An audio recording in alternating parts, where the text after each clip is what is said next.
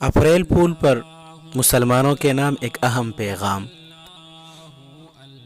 हज़रत पीर ज़ुल्फ़िकार साहब फरमाते हैं कि हमारे एक दोस्त वकालत का काम करते थे, और वकालत एक ऐसा पेशा है कि जिसमें उमूमन दुनिया जहां की झूठ बोलने पड़ते हैं, मगर यकीन कीजिए कि उन्होंने वकालत का काम भी जारी रखा और अपनी ज़िंदगी का रुख भी बदल लिया। उनकी बीवी लेडी डॉक्टर थी। जब वकील साहब के अहलुल्लाह से निस्बत हुई तो अल्लाह सुब्हानहू व तआला ने दिल की हालत बदल दी। कहने लगे कि मैंने आज के बाद झूठ नहीं बोलना, मेरा अल्लाह मुझे सच बोलने पर ही रोज़ी देगा। लोगों ने कहा, आपका दिमाग ठीक तो है, सच बोलने से वकालत नहीं चलेगी। उन्होंने कहा, चलेगी या नहीं चलेगी, मगर सच ज़रूर चलेगा। अब तो मैंने दिल में फैसला कर लिया है। चुनांचे वकील एक दिन दफ्तर आए और कहने लगे, मैंने आज सिर्फ वो मुकदमे लेने हैं जो सच्चे होंगे। लोगों से कह दिया कि अगर आप झूठे हो तो मुझे अभी बता दें, वगरना समाअत के दौरान अगर मुझे पता चल गया तो मैं आपकी मुखालिफत करूंगा। अगर सच होगा तो डट कर आपकी हिमायत करूंगा। लोगों ने कहा कि अल्लाह की पनाह। चुनांचे सब के सब दूसरे वकला के पास चले गए। वकील साहब का दफ्तर खाली हो गया। सारा दिन कोई काम नहीं आ रहा। इसी हालत में कई महीने गुजर गए और लोगों में चर्चा होने लग गया। किसी ने मजनून कहा, किसी ने पागल कहा, किसी ने बेवकूफ कहा, किसी ने कहा कि मौलवियों ने इसको खराब कर दिया है, अच्छा खासा वकील था, उन्होंने बिगाड़ कर रख दिया है। वो अल्लाह सुब्हानहू व तआला का बंदा पक्का और सच्चा था। कहता था कि मुझे झूठ बोलकर रोजी नहीं लेनी, अल्लाह सुब्हानहू व तआला की जात मुझे सच बोलने पर ही रोजी देगी। 1 साल गुजर गया मगर कोई काम ना आया। चुनांचे बीवी जो थी वो लेडी डॉक्टर थी, उसकी तनख्वाह से घर का खर्चा चलता रहा। बीवी बहुत समझदार थी।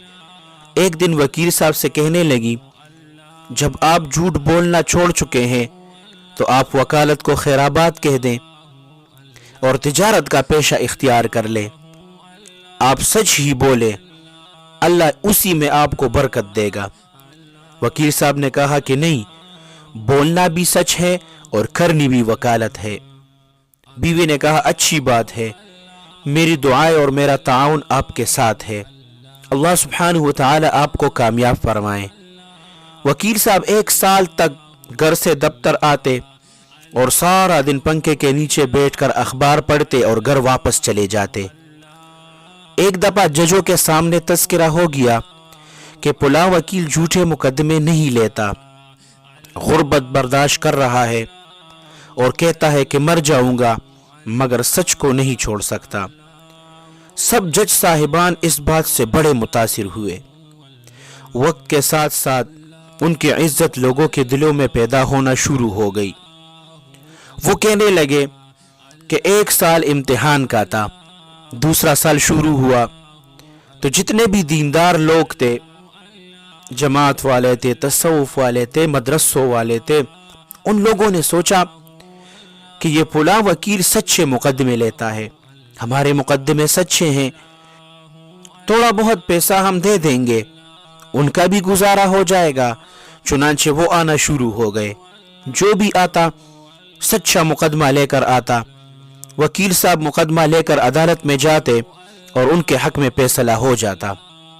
दूसरा मुकदमा आया, उनके हक में फैसला हुआ। तीसरा मुकदमा आया, उनके हक में फैसला हुआ।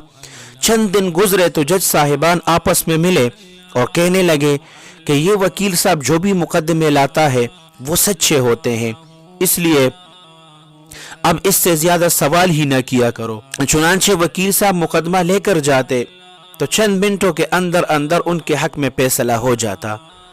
बड़े बड़े अमीरों ने सोचा कि हमारे मुकदमे सच्चे ही हैं, तो फिर क्यों ना हम मुकदमा इसी को दें।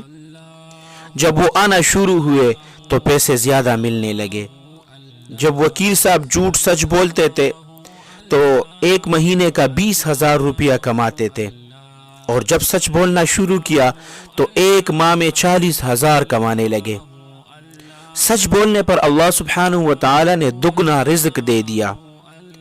ابھی کچھ دن پہلے کی بات ہے کہ چند وکیلوں کا جج بننے کے لیے امتحان ہوا۔